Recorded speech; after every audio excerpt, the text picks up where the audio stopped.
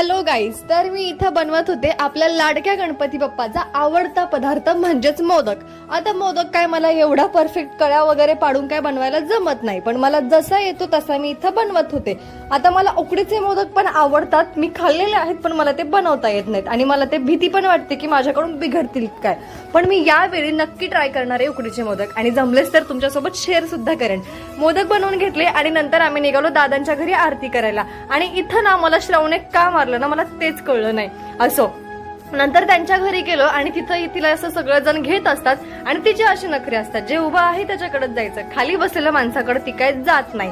आणि तिला ना इथं सगळे गणपती बाप्पा मोरयाची टोपी घालत होते आणि टोपी घालून आम्हाला काढायचा होता तिचा फोटो, पण ती काय डोक्यात टोपी ठेवत नव्हती. म्हटलं मग जाऊ द्या. नंतर त्यांच्या घरची आरती केली, प्रसाद वगैरे घेतला आणि नंतर मग आम्ही आलो आमच्या घरी.